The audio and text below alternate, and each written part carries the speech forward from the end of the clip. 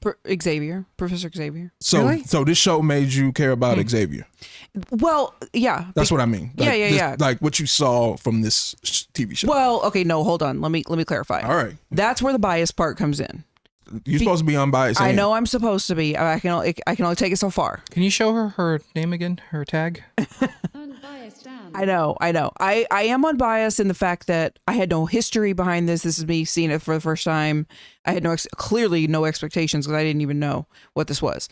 So it's not that it's not that the show made me care about Professor Xavier. I already care about Professor Xavier. So as soon as I saw him, I was like, oh, okay, what's going on? Now what's going on? Because I didn't understand, well, where is he? Would he die? Like, I'm just so confused. So that doesn't count.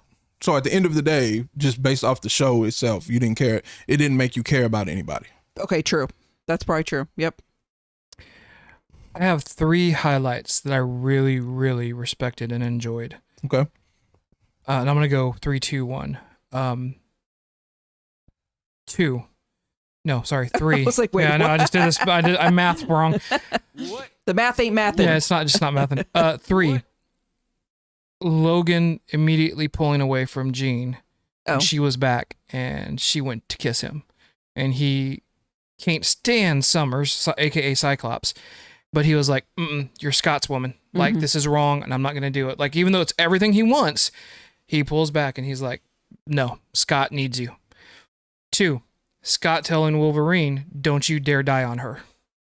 I thought was a really strong thing because Scott, knowing that would destroy her, even though they're not going to be together, he understands the importance of who he is. Yeah. And the first one, hands down, has to go to how Gambit went out. Seeing him charge up the part of the Sentinel that's inside of him at the time, and he's dying, and seeing him charge up, I like watching that whole spot of him charging up the Sentinel to explode. I was like, friggin' A, that looked badass. And if you're gonna die, that's the way to do it. Yeah. So here's what I see a lot of people say. They'll take the one instance, right? That whole thing that you just said was dope. Yeah, but it doesn't make the show. It was the 45-minute episode, and you're talking about 1-2 minute clip. Yep. That was really dope. Yep. What about the other 43 minutes? So that's what I see a lot on social media. Yeah. People taking like little bits and clips and saying, "Oh, this show is so awesome because look at this." But it's like the rest of the episode is nothing like that. And that's the whole thing. It's like it made the episode, but that was it. Well, it wasn't enough to save it. There are other little moments. Did it make the episode? Because I think what I saw that they were doing, which was smart, is they just kept leaving you on cliffhangers. It was just the entire time. It was just one big thing at the end, one big twist at the end that would make you say, "Damn, now I gotta watch it. I gotta see watch what the happens." next one." Yep. Right? That was it. If they didn't even have those cliffhangers, it would have been just like one of the worst shows I've ever seen. The entire episode was solid in the fact of what was going on and seeing everyone react to it. That was pretty cool. And that's the one you didn't like. I think that's the one you liked the least. When Gambit died? Mm-hmm. I don't remember, honestly. It's like kind of a blur. That's the one where I was just like, everything, who he was, how he was as a character, how they made him in the show, seeing him do that and ending it. Another scene from that episode was Magneto talking, oh my gosh, in his home language, and telling the one of the, what is it, the sub mutants that they would have, and telling him like, don't worry, it's gonna be okay. But doing it in his home language was just, again, that episode was one thing after another, but the climax for that being Gambit's death was just like seeing him go out like that. Like was I awesome. feel like you could have stretched out some of the other episodes and made Genosha the last episode of a season. Oh yeah, for sure. Easily, For sure. right? And like and when you say the last episode, I mean literally the last episode that it ends with everything that happens with Gambit and Magneto seemingly dead. You go to season 2. Yeah. So I would have to go back and look, but the thing that I thought was cool was when the Sentinels would kill a mutant. Yeah. And it would say Omega level threat eliminated, right? So we assumed that Magneto died when it said that, and they could have been talking about Magneto, Mm-hmm. right? The Sentinel maybe thought Magneto was dead, Mm-hmm. but were they talking about Gambit? Could have been. I mean, being Like, I've never known him to be Omega level mutant.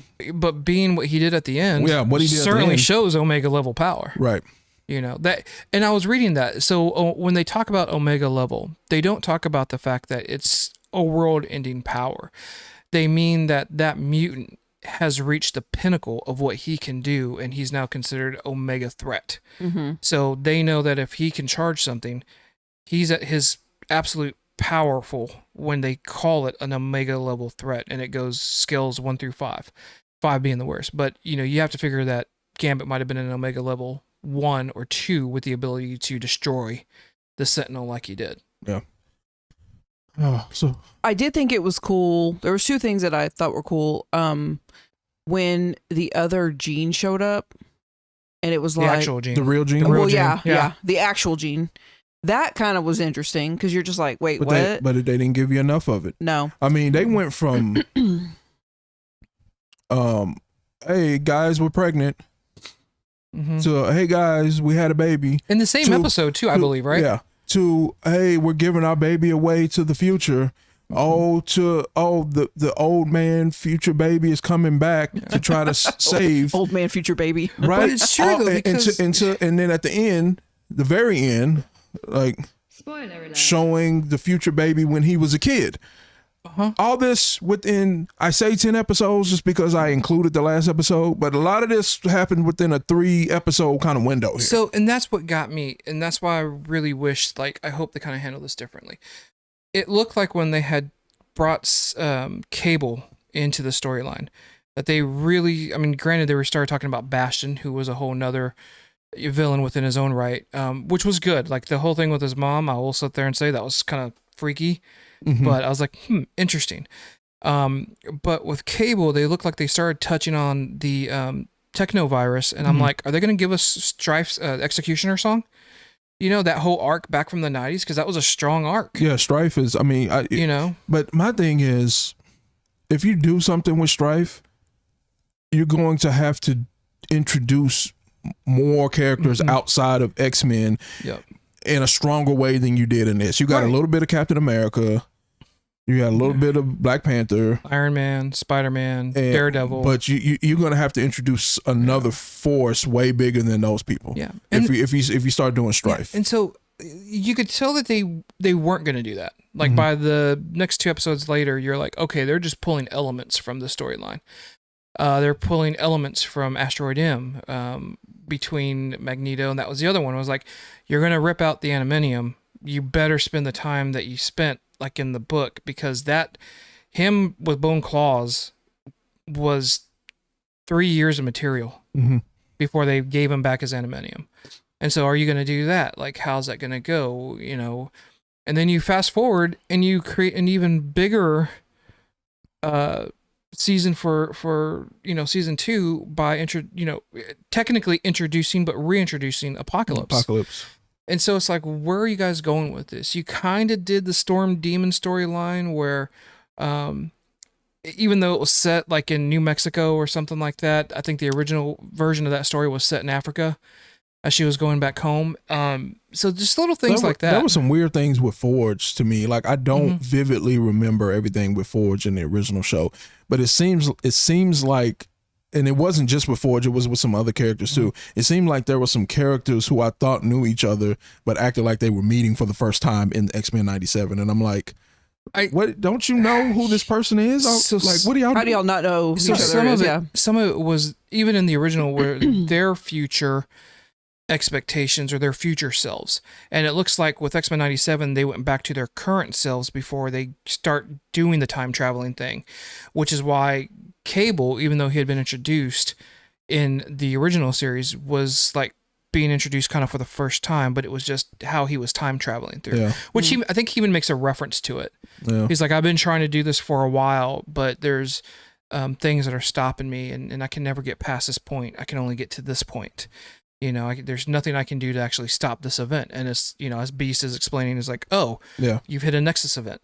He's like, well, what's the Nexus event? Well, it's an event that no matter what will always happen, no matter how bad you try to stop like it. It's meant to happen. It's like, you didn't see Spider-Verse? What you mean? Like, come on, man. What are you talking about? Aunt, uncle, stupid. always gotta die. Stupid. So I can appreciate that they didn't do the Dragon Ball Super, which is Dragon Ball Super spent many episodes re-explaining things that you should kind of already know if you've watched Dragon Ball Z. Like, they'll spend a whole episode explaining what a Super Saiyan is. Yeah. And it's just like for me, it's like, I got to sit through this. So they didn't do that, even though they did make reference, but it was really fast because everything was really fast. So they didn't spend a whole half an episode explaining necessarily Cable. Yeah. And how he how he travels and blah blah blah. But they did, like you said, reference it. Yeah. So it's like, I can appreciate that, but the whole show was just too fast. Yeah. What else you got over there? Because you don't want. I don't think any of us like it. No.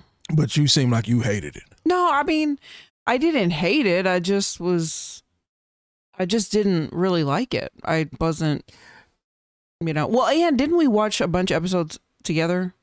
I think it's another reason I can't remember. Everything kind of blends together. Yeah. You didn't like watching it with him? No, not together. like binge watch. Yeah, we binge watched. Yeah. So a lot of it kind of. Yeah, I think we kind of watched it in 2 or 3 episode chunks. I finished this in 2 days. Yeah. So yeah, I wonder if that's maybe why I didn't like. I didn't think about it that way, but maybe it was just it was just too much. You didn't give it time to breathe. You think maybe that's it? Well, but she didn't like it. So I was gonna say that's the other thing. Even giving it time to breathe, there are definitely episodes I liked. Yeah, I mean, for sure. The Hoja episode. Yeah, liked it. That's probably my favorite episode. Yeah. And there are moments that I could pull from almost every episode. Yeah, almost every episode where I was like, could get on them. But as a whole, it was like, it's okay. I'm not in this like, this is the best thing ever that I've seen. Which a lot of people are. Which a lot of people are doing that, right? And it's just like there are good points from it here and there. So I'm hoping season 2 stronger. I don't think Gambit's dead. I'll tell you that right now. I think that he'll end up being one of the horsemen. Yeah, he'll be one of the 4 horsemen. So